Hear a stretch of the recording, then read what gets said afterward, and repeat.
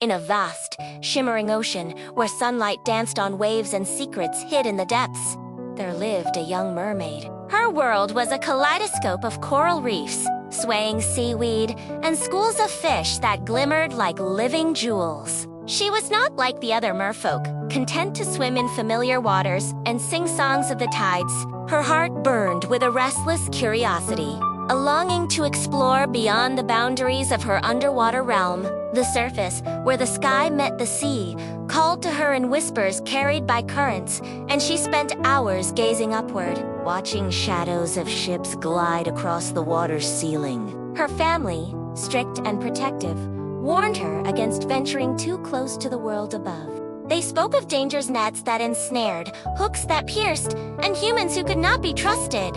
Yet, their warnings only fueled her desire, for she saw beauty in the unknown, in the fleeting glimpses of a world so different from her own. Each day, she swam closer to the surface, her tail flicking with excitement as she chased the ripples of light. She collected treasures from shipwrecks, roosted compasses, shattered porcelain, and strange objects she could not name but cherished for their mystery. Her favorite was a small, cracked mirror, its surface reflecting her own face. Wide eyes the color of sea glass, hair like flowing kelp, and scales that shimmered in hues of emerald and sapphire. She would hold the mirror and imagine the hands that once held it, wondering about the lives of those who walked on land. Her sisters, older and wiser in their own eyes, laughed at her obsession. They preferred the safety of the deep, where traditions held firm and the songs of their ancestors echoed through the water. But she could not be content with their world. She wanted Mara life beyond the waves, where she could walk, breathe air, and feel the sun's warmth on her skin. One stormy night, when the sea churned and roared, she heard a terrible crash above. Curiosity pulled her upward, and she broke through the waves to see a ship splintering against jagged rocks. Men shouted, clinging to broken masts, as the sea swallowed their vessel. Among them was a young man, his face pale but determined, fighting the waves with desperate strength. His eyes met hers for a fleeting moment, and something stirred in her heart, a pull stronger than any current. Without thinking, she dove into the chaos, weaving through debris to reach him. His strength was fading, his body sinking beneath the waves. She wrapped her arms around him, her tail propelling them both to a distant shore. Under the fading storm, she laid him on the sand, watching his chest rise and fall. He was alive, but unconscious, his dark hair plastered to his face, and she felt a strange ache at the thought of leaving him. As dawn broke, voices approached humans from a nearby village. She slipped back into the sea, hiding among the rocks, watching as they found him and carried him away. The image of the young man haunted her. She returned to the shore each day, hoping to see him again, but he never came. Her heart grew heavy, torn between her love for the ocean and her longing for the world above. She confided in her grandmother, the wisest of the merfolk, who listened with a knowing gaze.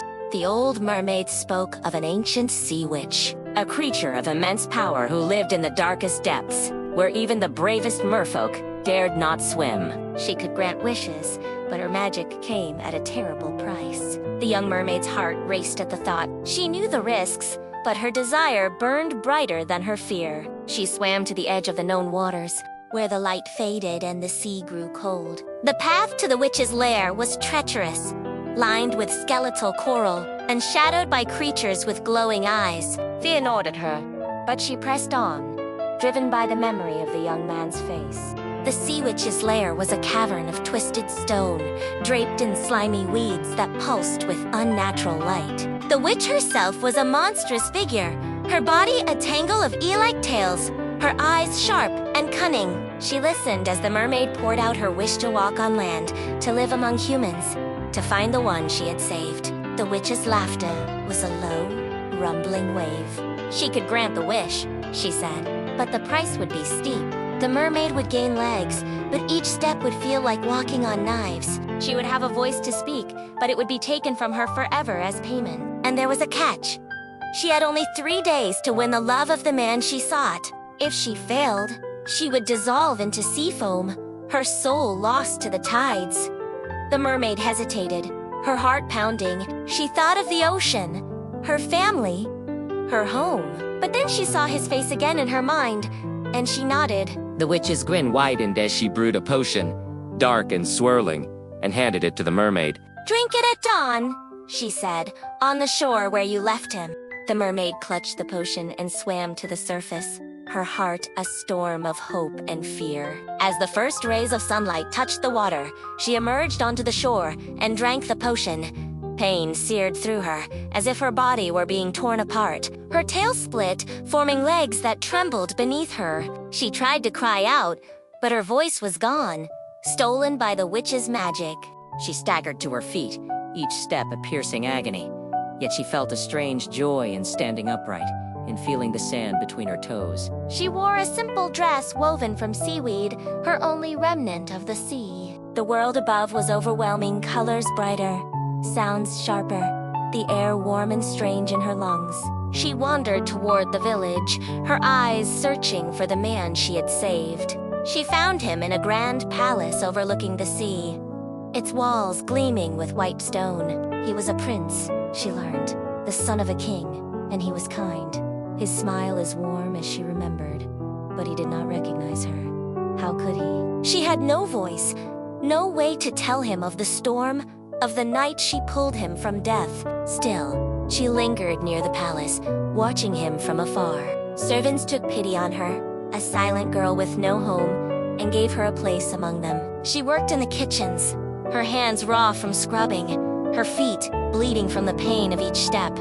Yet she cherished every moment near him. She danced at palace feasts, her movements graceful despite the torment, and he noticed her. He called her his foundling, his silent shadow, and though his kindness warmed her, it was not love.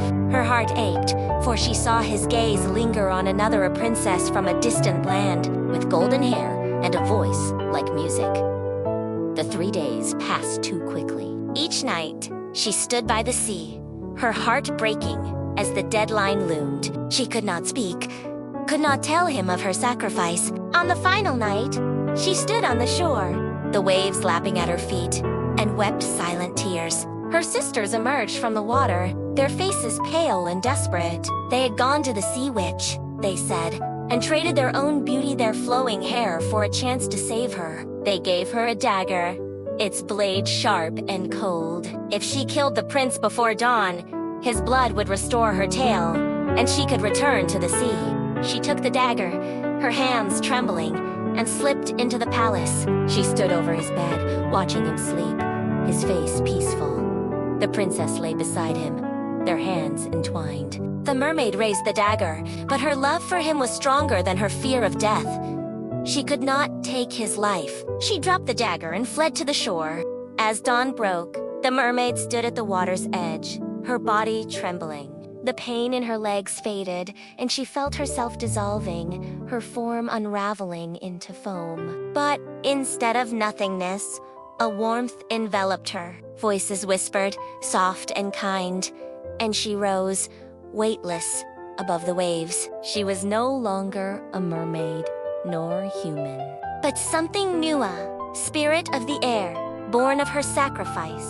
The voices told her she could earn a soul, something no mermaid had, by doing good deeds for 300 years. She looked down at the sea, at the palace, at the prince who would never know her love. Her heart was heavy, but it was also light, for she had chosen love over vengeance. And in that choice, she found a new purpose. She drifted over the world, invisible to those below. She saw the prince marry the princess, saw their children grow, and though it pained her, she wished them happiness. She visited her family in the sea, unseen, watching them sing their ancient songs. Over centuries, she learned the ways of the air, carrying hope to those in despair, guiding lost sailors to shore. Her sacrifice had not been in vain. The story of the mermaid speaks to the power of selfless love and the courage to chase dreams, even at great cost. Her journey teaches that true love does not demand possession or reciprocation, but finds fulfillment in the act of giving. Her choice to spare the prince, to embrace her fate rather than betray her heart, shows that sacrifice can lead to transformation, not loss. The mermaid's tale reminds us that our deepest desires, though they may lead to pain, can also guide us to a higher purpose, one that transcends our own existence and touches the world in ways we cannot foresee.